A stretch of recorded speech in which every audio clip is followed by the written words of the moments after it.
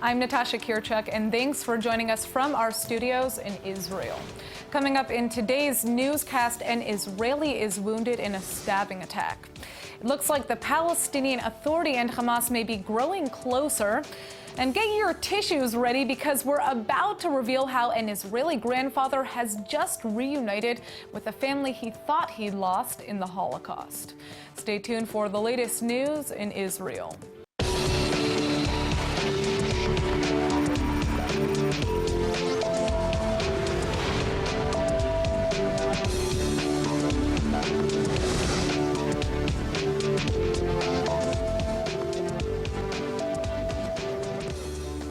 An Israeli man has been critically wounded in a stabbing attack at a supermarket in central Israel.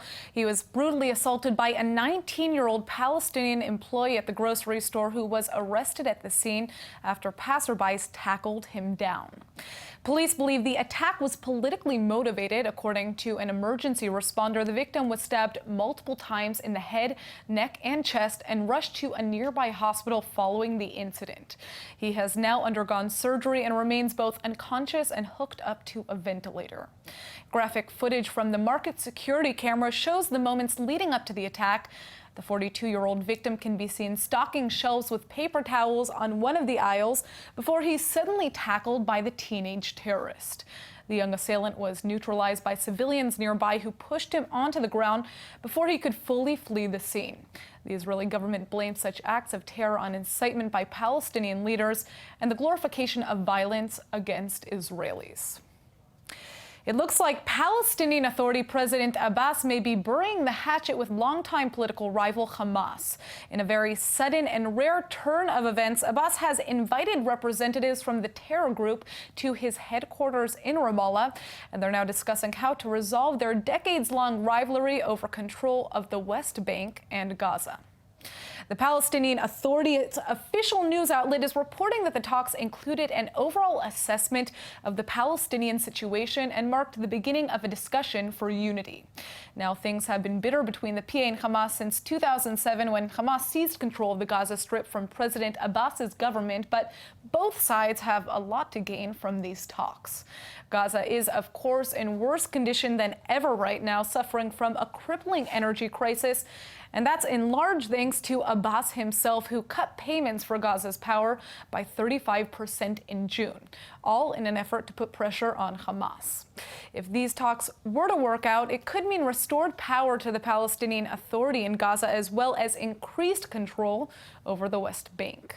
This is coming on the heels of another rare coordinated effort between Hamas and the PA when the two sides joined to boycott Israel's security measures on the Temple Mount only a few weeks ago. That cooperation gave the Palestinians their first grassroots victory in quite a while, so this could all mean that a major change is underway for leadership in Gaza and the West Bank. Prayers have returned to normal at the Temple Mount, and demonstrations against Israel's former security measures on the site seem to have ended. But it looks like Turkey is still condemning Israel by hosting a meeting for the Organization of Islamic Cooperation. ILTV's Aaron Porras has more on the story. Now, Aaron, why is Turkey the one that is hosting this summit? For two reasons, actually. The first is that Turkey serves as the chairman for the OIC, which includes top officials and foreign ministers from all over the Arab world. You know, even Saudi Arabia and Iran, who are completely at odds right now, both sent representatives, in favor of this meeting. And two, because despite normalizing ties and regaining ties and getting closer between Israel and Turkey, President Erdogan, under his presidentocracy, he has continued to be one of the most outspoken critics of Israel since forever. Well, let's see your report and let's check out what this meeting was all about. At the meeting in Istanbul, Turkish President Erdogan and the other Muslim leaders traded turns at the podium, calling for actions against the, quote, recent provocative actions at the Temple Mount, i.e. the installation and subsequent removal of metal detectors and cameras at Temple Mount entrances in response to a major terror attack on July 14th. A collective statement released by the OIC accuses Israel of, quote, employing collective punishment measures and the use of lethal and excessive force against peaceful Palestinian worshippers at the site, end quote.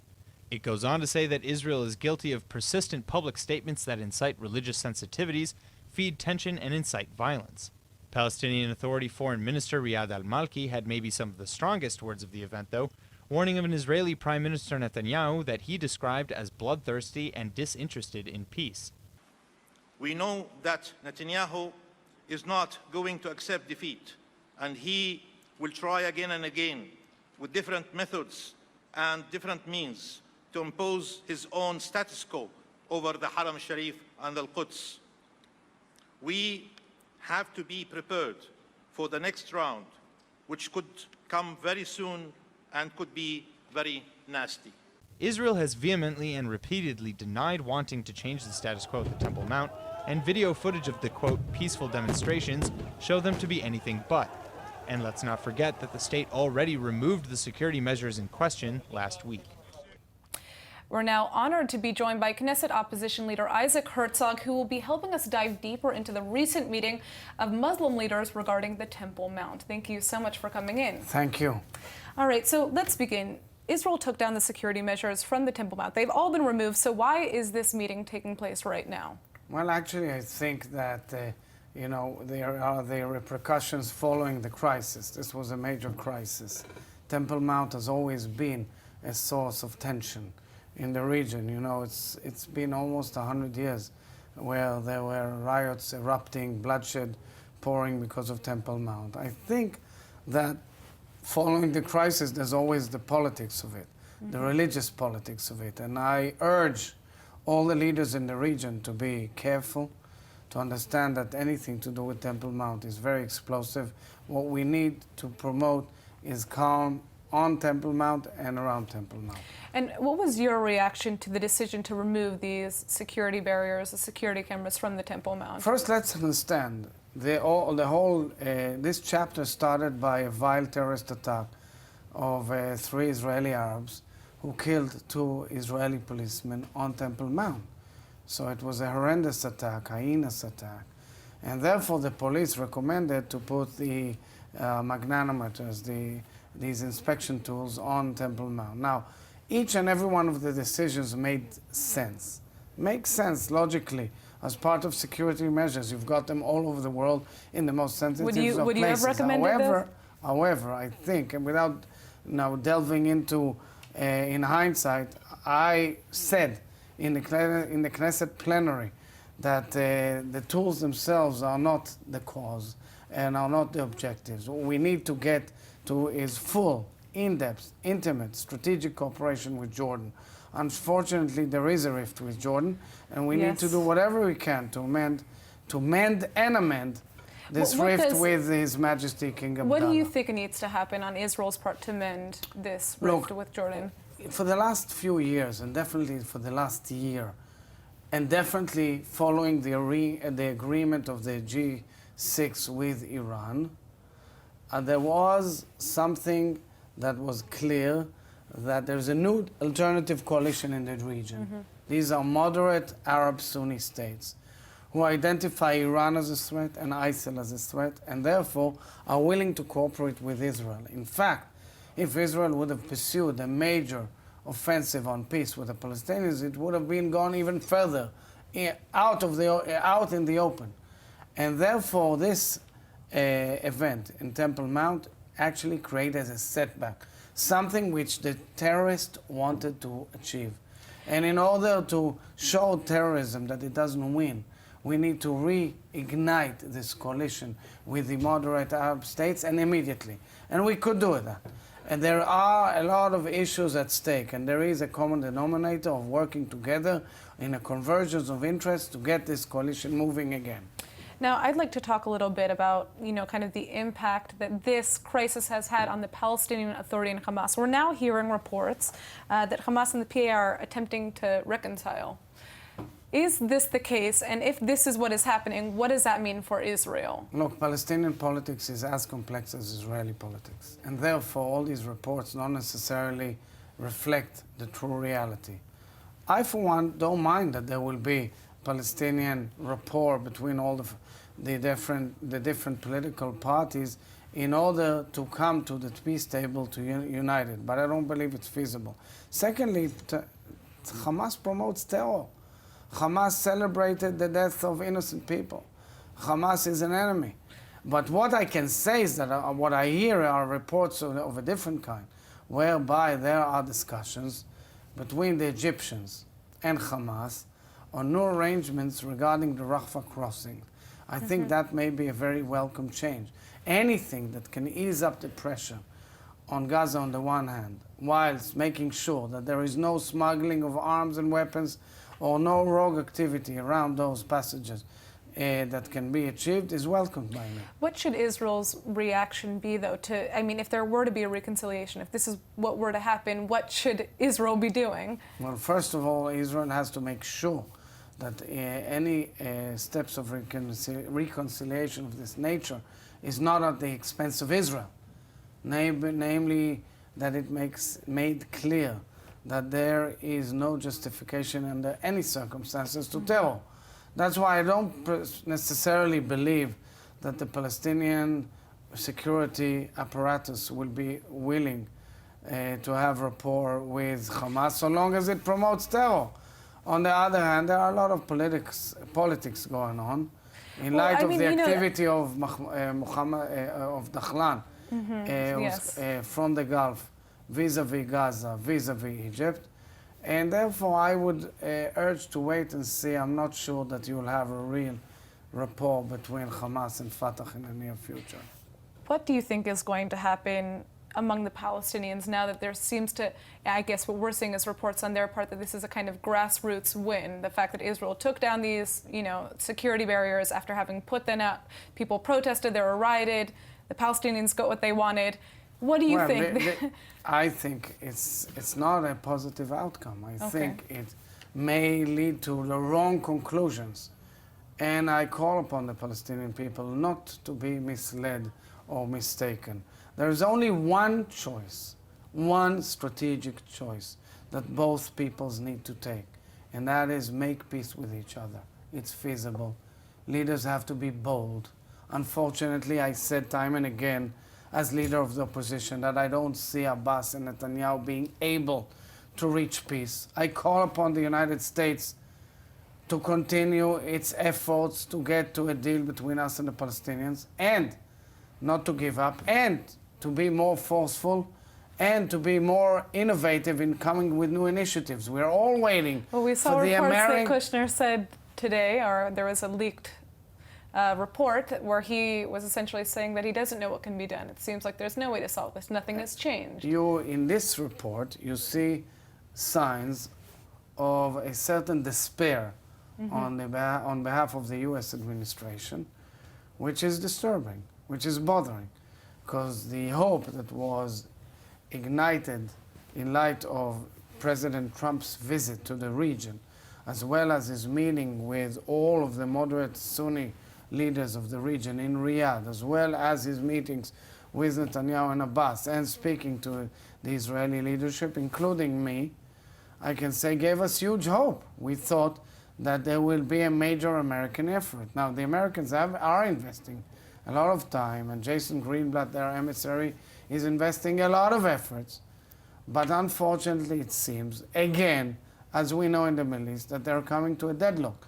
And that requires boldness and courage, not to be fearful. And I expect the American administration to come forward with a new initiative and bring the parties together to a room to try and bring some sort of a process, at least certain steps, not necessarily the final status agreement.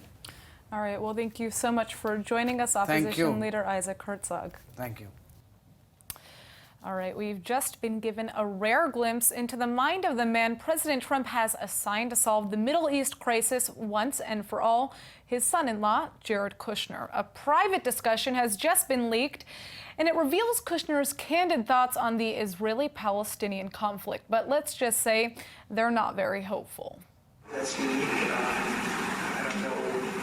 I'm sure everybody's tried this. It's been unique in some ways, but again, we're trying to follow it very logically. We're thinking about what the right instinct is, and then we're trying to work with both parties very quietly to see if there's a solution. And there may be no solution, but it's one of the process that the president's asked us to focus on. there may be no solution. Well, those don't sound like words of confidence from Kushner. The 36-year-old son-in-law of President Trump has been tasked with landing the ultimate deal of peace in the Middle East. Kushner was made senior advisor to the president after advising Trump throughout his 2016 campaign. But before that, he was a real estate developer and investor. And this lack of experience in the complicated art of foreign policy is something Trump's critics have been agonizing over since Kushner accepted the role in January. In this leaked tape, Kushner goes on to discuss past peace attempts in Israel, saying that, quote, "What I've determined from looking at it is that not a whole lot has been accomplished over the last 40 or 50 years we've been doing this." He seems to have left out a few things that were accomplished, including historic peace treaties between Israel with Egypt in 1978 and Jordan in 1994. Well, some people already think of the Middle East as the Wild West, and it looks like we have the makings of an actual Western on our hands right here, right now. After exchanging some seriously fiery language, a member of Jordan's parliament has just thrown down the gauntlet and challenged Israeli Knesset member Oren Chazan to a duel. In the studio to tell us more is ILTV's Brett Allen Smith. Brett, is this real? What is going on here? First of all, to answer your question, yes, this is real life, okay? So obviously things are still really tense between Israel and Jordan. This is after everything in the Temple Mount and, of course, the situation at the embassy in Amman with the Israeli Guard. So what happened was there was a Twitter war between the Jordanian politician and the member of the Likud Knesset party. So now they are calling for a duel. A duel, and this all happened on social media. Well, I guess we're going to have to just wait and see where this goes, but let's check out your report first. Both politicians already have a pretty big reputation for causing trouble in their own parliaments. In 2013, the Jordanian lawmaker Yahya al-Saud physically assaulted another member of his government and even flashed a knife. In 2014, he verbally attacked a female member of Jordan's parliament, yelling at her repeatedly to, quote, "sit down," end quote. And Knesset member Oren Chazan has had similar headlines here in Israel. Just last week, the Ethics Committee slammed him for insulting female lawmakers, and he allegedly assaulted a senior official in Ariel over a debt dispute just before his bank account was frozen. Now these two have been head-to-head ever since the crisis at the Jordanian embassy, where an Israeli security guard killed a Jordanian attacker and another Jordanian bystander. Chazan took to Twitter to call out Jordan, saying that, quote, "It seems our neighbor to the east, Jordan, who we douse with water and protect their asses day and night, need a little re-education." Al-Saud fired back with a glove slap, demanding that Chazan meet him at the Jordan-Israel border crossing, 10 a.m., to settle it with fists. Chazan tweeted back that he'd be there to deliver an offer Al-Saud couldn't refuse, and both immediately began posting pictures and video of their fight preparations to social media. But if you were hoping to see how this fight was going to turn out, you'll have to wait for the next spat. Prime Minister Netanyahu called Chazan when he was just 3 kilometers away from the meetup, turning Chazan back and calling off the fight for now. We're now seeing reports that the Prime Minister's former Chief of Staff, Ari Haro, is set to turn state's witness as part of the ongoing investigations into the Israeli Prime Minister's alleged corruption. This comes on the heels of news that Netanyahu's wife, Sarah, is set to be interrogated today, Wednesday, by the Israeli police anti-fraud unit over concerns that she herself has been misusing government money for personal matters. Joining us now on the phone is renowned attorney and law professor Alan Dershowitz with his input. Thanks so much for joining us, Professor. Now, what does it mean for Ari Haro to be turned a state witness in Netanyahu's case? Well, it's very common when you have somebody who has worked for somebody and who is himself being accused. Very often they will try to cooperate. Sometimes they will exaggerate. They'll try to make their themselves more valuable. But I don't think the Prime Minister really has anything to worry about, because what he's going to testify primarily about is his conversations, the Prime Minister's conversations with Moses of the Arafah note. And that can't be a crime. You know, like we said before, Sarah Netanyahu herself is also being interrogated. What is the outcome of this case going to be? What do you think? Well, I think in the end it will all result in no prosecution, because these are trivial, minor matters And what we're seeing is it's happening all over the world. It's happening in the United States, where they're investigating every member of Trump's family. In Israel, they're investigating members of Netanyahu's family. It's an attempt to undo democratic voting. It's kind of a legal equivalent of a coup d'etat. All right, thanks for joining us, Professor Dershowitz. Thank you. Bye. All right, I hope you're ready for blastoff because Israel has just sent its very first environmental research satellite into space, and it looks like we're going to be getting a whole new look at how the planet's ecosystem affects agriculture. The Venus satellite is the smallest ever of its kind, and it was designed for one purpose: to monitor the complex changes in our Earth's environment from the macro all the way down to the microscopic. The Israel Space Agency developed a custom propulsion system along with the French Space Agency, which gives the satellite vastly superior control over its own trajectory. That's important because the work it's about to do requires a lot of finesse. The Venus will be circling the Earth 29 times every 2 days and snapping high-resolution pictures that use both light and invisible light that the eye can't see. The satellite already has 100 pre-programmed sites around the world to monitor, including parts of Israel's Negev desert and northern Israel.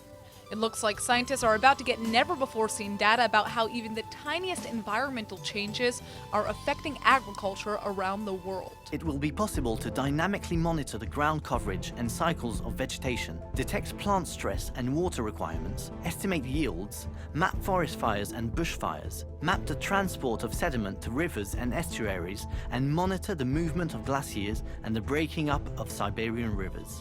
Food needs are expected to surge in coming years, so this satellite might be a huge breakthrough at a time when our planet really needs it. Okay, so I'm just going to warn you that you may want a Kleenex for this next story because I certainly did. Two elderly Israeli siblings have lived their entire lives believing their entire family was killed in the Holocaust, but it turns out that wasn't true. The siblings have just been reunited with long-lost members of their family, a whole 500 of them. Alex Caffrey and Dorit Yaron didn't have much information about what happened to their relatives back in World War II. They knew their mother's entire family had all been murdered in the Holocaust and that their father had come to Israel from Lithuania to help build the Jewish state. But the trail goes cold after that. Caffrey and Yaron's parents passed away years ago, and the two siblings have spent decades trying to hunt down any trace of their family tree. They weren't having any success, and then on the eve of Holocaust Memorial Day, fate intervened. Alex's daughter stumbled across a Facebook post from a man named Ziv Melamud, who had traced his lineage to the Kukla family through the MyHeritage startup. This gave Alex and Dorit the final piece of the puzzle. Apparently, their father had changed his family name when he immigrated to Israel, and his original name was, guess what, Kukla. Alex was soon contacted by the managers of his family tree in London and gave him the news he'd been dreaming of. Turns out he had 500 family members from all over the world. And last month, Caffrey was able to meet all of them for the first time at their massive family reunion in London.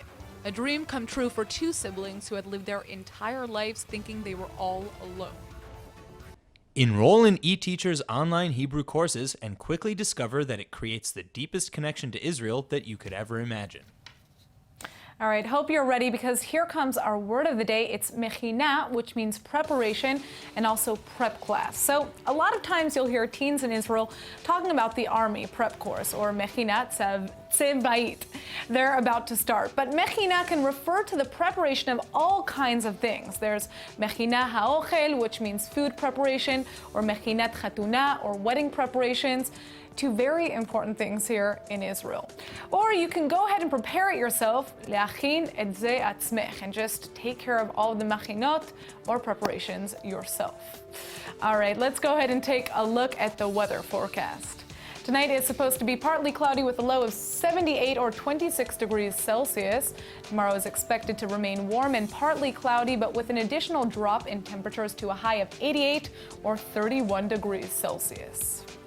All right, that's it for today's news. Today's exchange rate is 3.58 shekels to the American dollar.